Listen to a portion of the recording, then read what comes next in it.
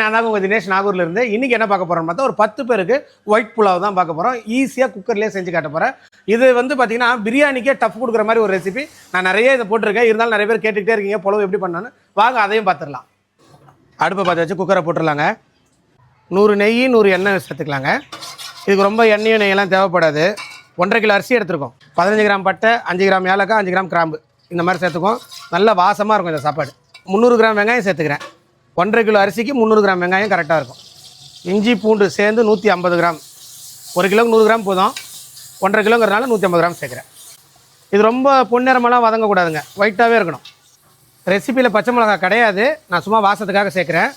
வாசத்துக்கு ஒரு 4 மிளகாய், நல்லா பெரிய கைப்பிடி கொத்தமல்லி, புதினா, 60 கிராம் உப்பு, கல் உப்பு. 1 கிலோக்கு 40 கிராமுங்க, 1.5 கிலோக்கு 60 கிராம் எடுத்துருக்கேன். 180 தயிர், 1 கிலோக்கு 100, 1.5 கிலோக்கு 150. இதில் நான் 6 டம்ளர் அரிசி எடுத்துருக்கேங்க. 12 டம்ளர் தண்ணி ஊற்றிக்கிறேன். 12 நல்லா ஒரு மிக்ஸ் பண்ணிவிடுங்க. ஒரு கொதி வரட்டும். நல்லா ஒரு பெரிய ஸ்பூன் அளவுக்கு ஜீனி சேர்த்திங்கன்னா தான் புலவு நல்லா டேஸ்ட்டாக இருக்கும். அரிசி 24 கேரட் அரிசி எடுத்துருக்கேங்க. இது ஒரு பிராண்டு நேம் தான், புல்லட் ரைஸு. 1.5 கிலோ அரிசி எடுத்துருக்கேன். சரியா?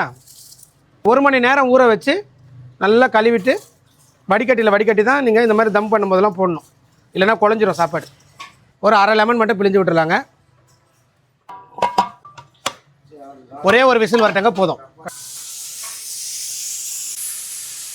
அடுப்பு அணைச்சிடலாம். ஒரு விசில் வந்துருச்சு. ஒயிட் புலாவு என்ன ஆச்சுன்னு பார்ப்போம். ஒரே ஒரு விசில் தான் வந்துச்சு. 15 நிமிஷம் ரெஸ்ட் விட்டுட்டேன். ஓப்பன் பண்ணுறேன். கடைசியாக லேசாக நெய் விட்டுக்கோங்க. நல்லா ஒரு ஸ்பூன் அளவுக்கு நெய் விட்டு ஊசிங்க. கரெக்டாக பாருங்கள், நம்ம 1க்கு 2 தண்ணி வச்சோம். எப்படி வந்துருக்கு பாருங்கள், உதிரியாக சாப்பாடு. குக்கரில் பண்ண மாதிரியே தெரியாது. நல்ல நெய் மணமாக ஒயிட் புலாவ் தயார். நல்லா சுட சுட புலாவ், ஒயிட் புலாவ்.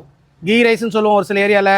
நாகூரில் ஒயிட் புலாவ், வெள்ளை புலாவ்னு சொல்லுவோம். என்னடா சொல்லுவாங்க நாகூரில்? பொட்டி சோறுக்கு இதுதான் பேஸு, சட்டி சோறுக்கு இதுதான் பேஸு. எல்லாத்துமே இந்த பேஸ் ரைஸ் இதுதான். இந்த நெய் சோறுக்கு வந்து கரெக்டான காம்பினேஷன் நல்ல மட்டன் கொழுப்பு போட்ட தால்ச்சா. கொதிக்க தால்ச்சா, சுட சுட நெய் சோறு. காலையில் டிஃபன் அமோகம். வீடியோக்கு மட்டும் டேஸ்டிங் தான் காட்ட போகிறேன். நான் சாப்பிடல, ப்ரெஷர் இருக்குது அதனால்.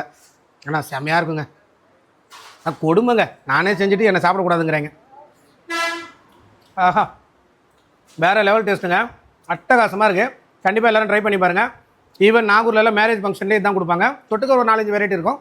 இந்த ஒயிட் புலாவை ட்ரை பண்ணிவிட்டு எப்படி வந்துன்னு கமெண்ட் பண்ணுங்கள். தேங்க்யூ ஸோ மச் ஃபார் வாட்சிங். நெக்ஸ்ட் வீடியோவில் பார்க்கலாம். பை.